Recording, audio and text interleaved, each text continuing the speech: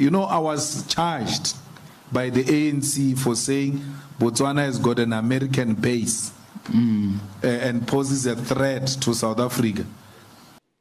In fact, the image it gives is that we are not there to even address these problems. We are there for a photo opportunity. Hi there, welcome to Gaining Vision. I'm Melanie. Thanks so much for clicking. To my returning subscribers, thank you for your continuous love and support. If you're new to the channel, welcome. Please feel at home. Have you had an opportunity to subscribe to the channel yet? If not, take a second, hit subscribe, and please don't forget to like and share. I'm sure we've all seen in the news what's happening in Niger. And for myself, I truly wasn't fully aware, so I had to do some research, and I dug deep, and I found different sources from the Western world as well as from African sources. And this is what I've discovered. In Niger, the president, who was elected in 2021, was doing very little for the country, for its people. When you're elected, you're supposed to create development opportunities for the country. But Niger is one of the poorest countries in all of Africa. They have poverty, lack of resources of food, and many of the citizens were living in terrible situations. So the armed guard, his own armed guard, took matters into his own hands and on behalf of the people took over and brought the elected official, the president, down in the sense of holding him hostage and taking over for the people. This was a little odd for me to understand. So as I did a little bit more research, I discovered a lot of things. How could people in Niger be living so poorly when the country is rich with resources, uranium, oil, etc.? I discovered that France has been in Niger for many years, since colonial days. And in fact, the US is also in Niger, as they have a drone base to protect it with terrorism, supposedly. That shows that there's Western influences in the country. As I did my research in the Western sources, can you believe that the United States did not even call it a coup? And that is because if they did, they would have to withdraw from Niger their military support as well as any of financial support. So they've been hesitant to call it a coup, but it is important to realize that this is a bloodless coup, which means nobody has been killed. There's been no bloodshed at all. In fact, they're just holding the president hostage. He's very safe. As we speak up till today, the American government has not designated what happened in Niger as a military coup. Because if it did, the US government is expected by their law to cease all military assistance, technical support, and diplomatic relationship. The French government has not taken any measure comparable or commensurable to what Ecowas is in discussion with. You see, the problem we have with Ecowas, I think, is diplomacy. That is the problem that Ecowas has. Ecowas rolled out their threats before ever initiating the role of diplomacy. Now, there are facts that Ecowas must live by, must come to terms with. Number one is that the Niger military junta will not bow to their threats and sanctions, because it appears they have moved on. Even their president, the ousted president, was allegedly, reported as having signed his resignation and has gone home. Number two, the military strike may cause a complex situation that may escalate to what we call the Africa Spring. Remember the Arab Spring. And if that happens, then even the leaders of Ecowas states themselves might be removed from power. Number three is that diplomacy, not grandstanding, is the only option to return to democracy in Niger. And very importantly, even the process that will lead up to the return to civil rule may last up to a year and a half, because it will require the conduct of election. And if you want to know how long it will take, all you need is just to ask our Nigeria's INEC. They just want change. And in fact, the people of Niger were protesting in support of the coup because they want what they deserve: access to food, resources, and not to watch the West take away their resources and prosper based on that. I thought that the whole idea of a government is leadership by the popular view. If you look at the people in Niger after the military takeover, it appears majority of them are in support of the military takeover, not because they wanted a military intervention, but because they felt dissatisfied by their government. Africa must focus on the major problem confronting Africa at the moment. There is a growing dissatisfaction in Africa that African leaders are not delivering on the promises of democracy. It's interesting also to see Ecowas and their role. Now, Ecowas stepped in right away and gave a 1-week deadline that if democracy was not restored and the president did not take back, they would come with military action, despite the United Nations putting a 2-week notice to Niger. More Nigerians have joined the advising of the Economic Community of West African States on the dangers of using military might to suppress this coup in Niger Republic. They claim dialogue remains the best way out of the impasse, insisting that deploying troops to fight the military junta would rather compound security, social, and economic challenges in Nigeria, Niger, and the other neighboring countries. Ecowas had last week issued a 7-day ultimatum to the Niger junta to return power to deposed President Mohamed Bazoum, or it would deploy military force. One must ask themselves, why is Ecowas imposing military action on Niger when other countries that had similar coups were never threatened with military action? Sanctions were imposed, and already the people of Niger are the ones suffering. What happened in Niger is a bloodless coup. There is an uncoded principles, even in coup, that where a coup is bloodless, you don't resolve it by blood. So where lies the threat of NATO, of ECOWAS? ECOWAS appear to be, and this is one of the problems we have in Africa, where when a leader is blackmailed by the West, or when they have a dossier on that leader, then they are likely to blackmail that leader into carrying out their wishes. There is no imminent threat against any ECOWAS state. What happened in Niger? No imminent threat. Usually, before you can come militarily, or before you can take measures or action that will be considered as severe, is where the action or where the conduct in that state poses imminent threat to the neighbors. Now, it was a bloodless coup. Nobody was killed. They have even gone ahead to form government. The United States of America, as we speak today, is engaging with them diplomatically, recognizing the existence and the operations of the leader of Niger. ECOWAS is headed by the president of Nigeria, who's only been in power for 3 months. And one has to think, who's really pulling the puppet strings? Why is it military action? Is it the Western world, or is it somebody else? He has enough to handle in Nigeria. Why is he taking action in such a drastic way? This is a war that Tinubu cannot afford. Physically, psychologically, intellectually, militarily, the capacity is not there. I think he is using this war as an alibi. As what? As a cover. To do what? To ensure the war comes between Nigeria, ECOWAS, and Niger, and then that will make him invoke a constitutional provision for emergency rule. That will not happen. Nigerians are much, much wiser. We have seen in other military, just like you said, in other military and other countries where military are, they are stable. They have no business going to Niger. If the choice of Nigerian people to assert for their own frustration is a military rule, and they have welcomed it, so be it. Where was ECOWAS when other countries were being taken over by military? Where was America? Where is the UK? Where are all these pretenders of democracy? Where were they? If military rule is an option to irresponsible leadership, to fraud in governance, to betrayal of trust, to cherry picking of enemies, so be it.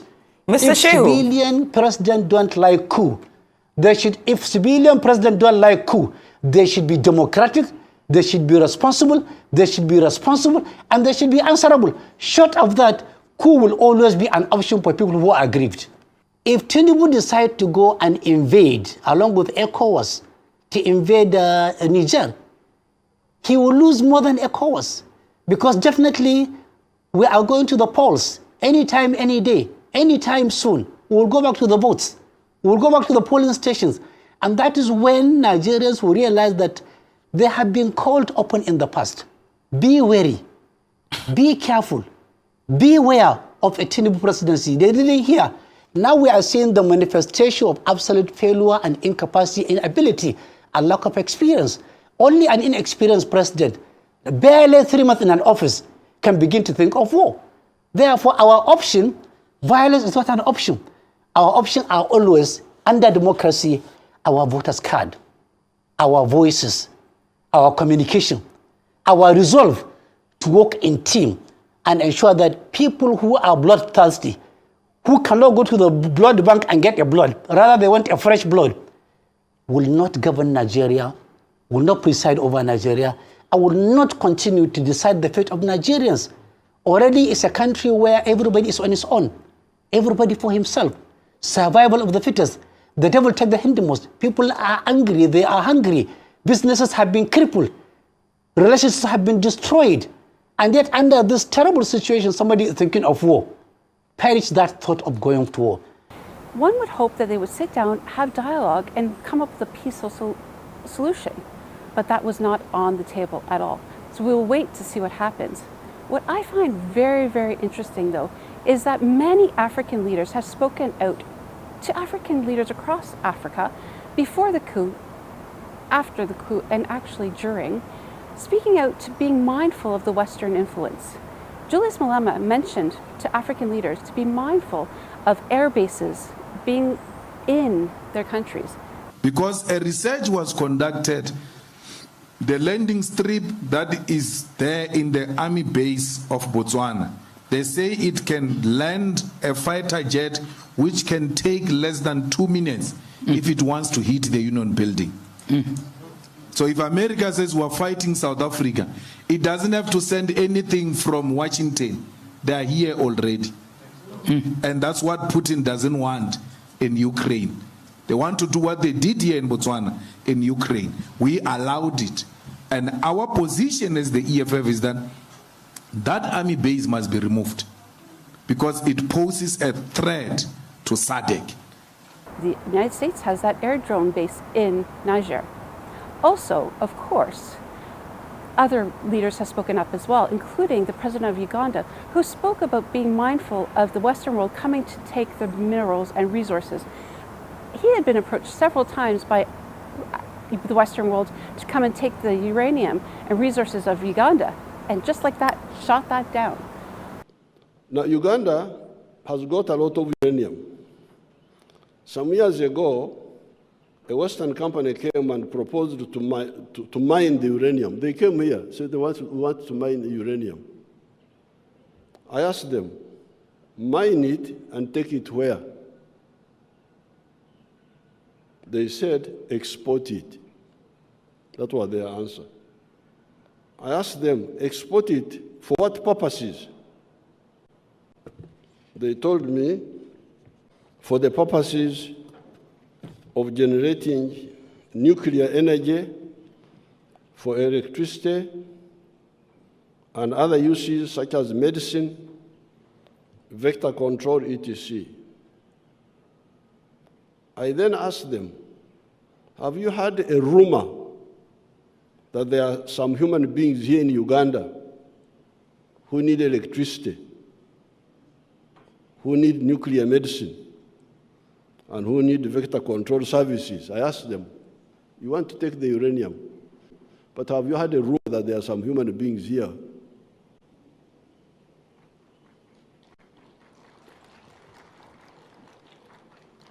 It's not confirmed that they are there, but could it be a rumor that there are some human beings here? Why don't you propose to build that capacity here for the benefit of these human beings who live in Uganda? And maybe we can put aside some quantity of uranium for supporting the economies of our friends in the West. After that, after you have addressed my issue, I can also share with you so that you also go and solve yours. But to tell me that you solve my problems and forget yours, I cannot accept that.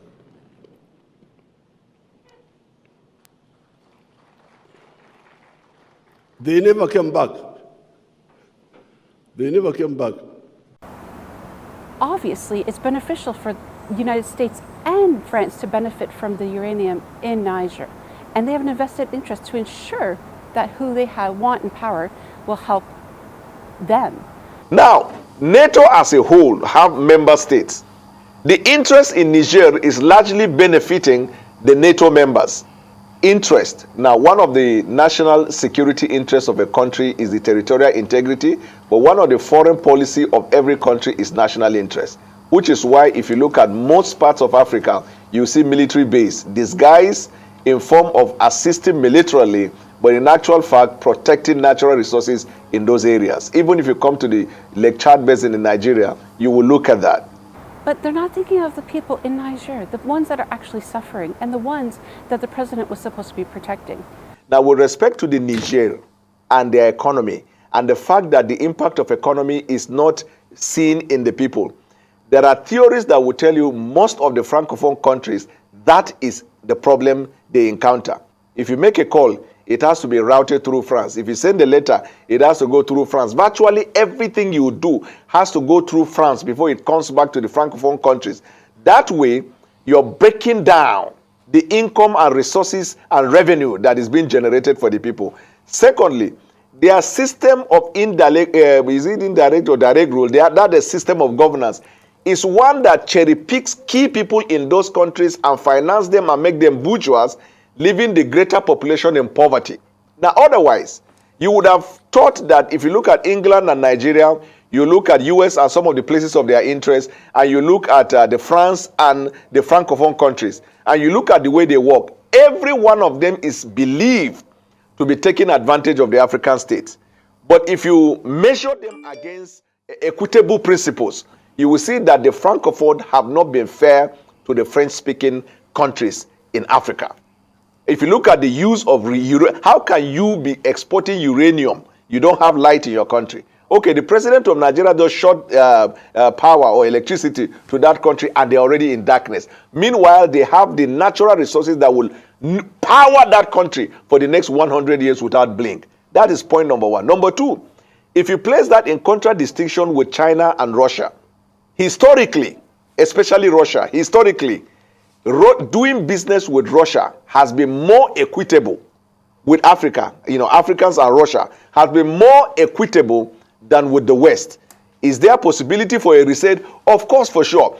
Is Russian government doing, lowering the standards so he can buy up Africans? It might be possible. What about China? Look at all that China is busy doing. While the part of the West are giving loan, China started by giving, grants, helping the countries, and then comes with loan. So there is an interest from different parts of the world, but that of Russia and China, as of today, based on assessment, appear to be more beneficial to the African states. And that is why they are tilting towards Russia and China more than the West, because the West have been there. I think if we look at Rwanda and the president, Paul Kagame, he's an excellent display of what's possible when you take your job seriously as a democratic leader. He was faced with a genocide in 1994, and he focused on developing the country to where it is now, one of the richest, most beautiful places in Africa. Rwanda has been developed, and he took time and energy and focused on creating a sustainable ecosystem, education, financial, etc., for the people of Rwanda. And now, this is why he's still in power. It's because they see that he is there for the people. And that's what all African leaders should be. But of course, what is very common is there will be old conflicts and all the causes of the conflicts. There will also be new kinds of conflicts, as has been said, and possibly new causes as well. But what has been mentioned by the panelists that is important, the constant should be the kind of politics, the kind of leadership, the governance in place so that these old or emerging causes or conflicts can be resolved. This is key. And another way to look at it also and raise a question, which we must answer is, for so long, we've discussed conflicts, causes of conflicts, and actually have quite a good idea as to what is needed for such a conflict to be resolved. Now, the question is, if we have analyzed conflicts and the causes, if we really have a good idea what all this constitutes, then what? So it comes, therefore, to the point that the leaders, therefore, should be there to deal with these problems. And here I'm not even proposing that there is one leader who can resolve conflicts alone, or that there is even a silver bullet for these conflicts. Therefore, it's the management of all these processes and what we have identified to be the root causes. But of course, when it comes to Africa, I'm sure many people in this audience will have made the same observations. I think we must take responsibility and accept our failures in dealing with these matters. For example, relating to what President Obasanjo has just said, on the case of Boko Haram, or you can use that for many other cases. For me, when I'm watching on television, and I find our leaders who should have been working together all along to address these problems that commonly affect their countries, wait until they are invited to go to Europe to sit there and just,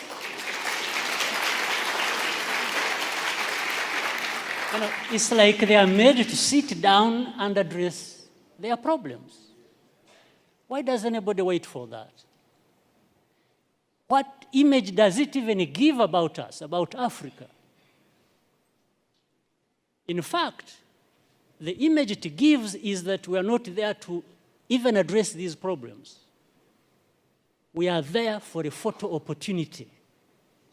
We are happy to sit there in Paris with the President of France and address and just talk about addressing problems.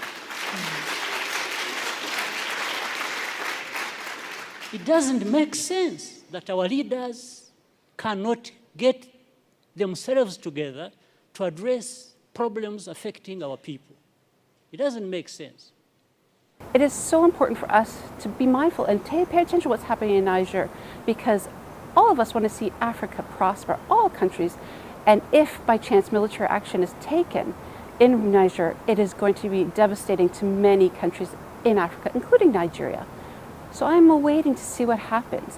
What are your thoughts? I'd love to hear your thoughts on the coup, what's happening in Niger and across Africa, and what your thoughts on the advice of the African leaders. Let's have a conversation. Jot your comments in the comments below.